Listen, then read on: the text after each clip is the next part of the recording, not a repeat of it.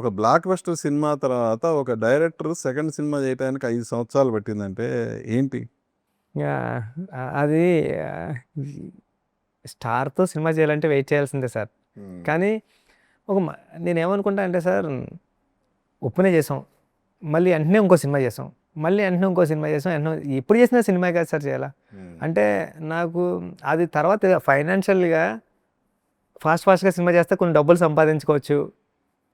నీ కెరీర్‌లో తక్కువ ఫిల్మ్స్ అంటే మనీ ఒక్కటే తేడా వస్తది గానండి, సినిమా వర్క్ చేసే విధానంలో గానీ, సినిమాని ప్రేమించే విధానంలో గానీ ఏం తేడాలు ఉండవు సార్. నేను కొద్దిగా ఫాస్ట్‌గా చేసుంటే కొన్ని డబ్బులు ఎక్కువ సంపాదించుకునేమో. హ్మ్. ఆ డబ్బులు ఉన్న దాంట్లో హ్యాపీగా ఉండొచ్చు. సినిమా ఇష్టం కాబట్టి, దీని తర్వాత ఇంకో 5 సంవత్సరాల తర్వాత సినిమా వచ్చినా నేను వెయిట్ చేస్తాను సార్. సినిమా అంటే అంత ఇష్టం. అంటే నాకిష్టమైన యాక్టర్‌తో వర్క్ చేయడం అంటే నేను ఎంతకాలమైనా వెయిట్ చేస్తాను. హ్మ్. అది సార్. సో, ఆ లిస్ట్‌లో ఎవరెవరున్నారు మరి? అయ్యో సార్! ఆ! అందరితో వర్క్ చేయాలని ఉంది సార్. అలా కాదు. ఇష్టమైన ఆళ్ళంటే కొంతమందే ఉంటారు గదా! అందరూ ఉన్నారు సార్. అంటే హ్మ్. మహేష్ గారు ఉన్నారండి. హ్మ్. ఎన్టీఆర్ గారు ఉన్నారండి. హ్మ్. చరణ్ అంటే గారు, ఉండటం వేరు. ప్రభాస్ వాళ్ళకి గారు. తగ్గ సబ్జెక్ట్స్ మీ దగ్గర ఉండటం వేరు గదా! సార్. సో, మీరనుకున్న వాళ్ళకి సంబంధించిన సబ్జెక్ట్స్ మీ దగ్గర రెడీగా ఉన్నాయా అని? ఉన్నాయి సార్. హ్మ్. ఉన్నాయండి. ఐడియాస్ ఉన్నాయండి. జస్ట్ హ్మ్. సార్ స్టోరీ ఎంతసేపు సార్ రాయడం? స్టోరీ చాలా ఫాస్ట్‌గా రాయొచ్చండి. హ్మ్. స్టోరీ సరసరమని రాసే స్టోరీ రాయడానికి కష్టపడాల్సిన అవసరం ఉండదనిపిస్తది సార్ నాకు. హ్మ్. ఈ ఆ ప్రాసెసింగ్ ఉంటది కదా సార్. ఒక ఎళ్లి నేరేషన్ ఇవ్వడం అయన్నీ డైరెక్షన్ చేయడానికి ఏం రెమ్యునరేషన్ ఇవ్వక్కర్లేదు సార్. హ్మ్. నేరేషన్ ఇవ్వడానికి రెమ్యునరేషన్ ఇవ్వాలండి ఆ టెన్షన్‌కి. ఓకే.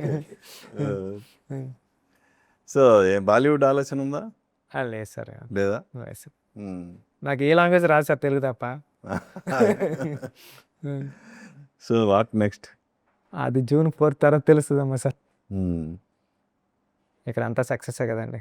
హ్మ్. దేవుడి దయ వల్ల సక్సెస్ కొట్టేస్తాడు. హ్మ్. సో, ఫైనల్‌గా last but not least 'Charan' గురించి. సార్, చరణ్ సార్ లేకపోతే పెద్ది లేదండి. అంటే ఈ క్రెడిట్ అంతా నేను గాని, సతీష్ గారు గాని మేమంతా కలిసి ఆయనకే ఇచ్చేయాలండి. అంటే ఒక్క ఒక్కసారి కూడా ఏది నో చెప్పలేదండి ఆయన. అంటే ఎంత కష్టపడిపోయాడంటే అంత కష్టపడిపోయాడండి చరణ్ గారు ఈ సినిమా కోసం. బాగా దెబ్బలు గూడా తగిలినాయి గదా! దెబ్బలండి, చెయ్యికి దెబ్బ తగిలింది.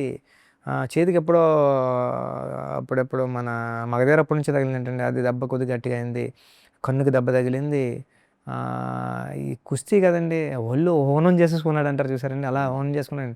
అంటే నేను కంటిన్యూస్‌గా లాస్ట్ 75 డేస్ షూట్ చేస్తూనే ఉన్నామండి. నేను ఓకే చెప్పి రాసిన సీన్ తీయడానికి, యాక్షన్ కట్ చెప్పడానికి నేను అలసిపోయానండి. అలాంటిది ఆయన ఫైట్ చేసి, మళ్ళీ ఫాస్ట్ షూట్ చేసి, మళ్ళీ సీన్ చేసి అబ్బబ్బబ్బా! అంటే నాకే బ్రీతింగ్ కూడా అంతులేదండి అది చెప్తుంటే.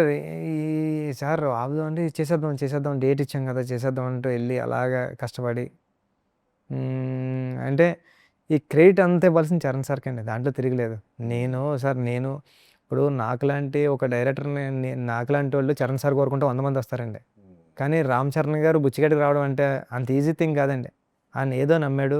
ఆ నమ్మకాన్ని నేను నిలబెట్టుకోవడానికి మా టీమ్ అంతా కష్టపడ్డాం. రణ్వీర్ గారు గాని, నేను గాని, రెహమాన్ గారు గాని, అవినాష్ గారు గాని, ఎడిటర్ నవీన్ నూలి గారు గాని. నవీన్ నూలి కూడా 4 మంత్స్ నుంచి ఎడిట్ చేస్తూనే ఉన్నాడండి ఫిల్మ్. ఓకే. ఇంత లాంగెస్ట్ ఎడిటింగ్ ఆయన కెరీర్‌లోనే లేదంటండి. ఎప్పటి నుంచి ఎడిట్ చేస్తున్నావు అన్న అంటే, ఎప్పటి నుంచి ఎడిట్ చేస్తున్నాను చూస్తే. ఆ! కాదు. 'బుచ్చిబాబు' చేతులు కట్టుకొని చాలా ఒబీడియంట్‌గా ఉంటాడు అని అంటారు గానీ, వన్స్ డైరెక్టర్ చైర్‌లో కూర్చున్న తర్వాత ఒక డిక్టేటర్‌లాగా మారిపోతాడంటారు. సార్ నిజమేనా? అలా ఏమి ఉండదండి. అది ఆ! నిజంగా. అంటే అప్పుడు మైకులే ఇరిగిపోతాయి. అంతా ప్రోడక్ట్ పాడైపోతుంటే భయమేస్తది కదా సార్! హ్మ్. దానికోసం ఫైటింగ్ ఉంటదండి. దానికోసం హెల్త్ ఖరాబ్ అయిపోద్దండి సార్. తనకో విషం మనం తాగి పక్కోడికి హాని జరగాలన్నట్టండి.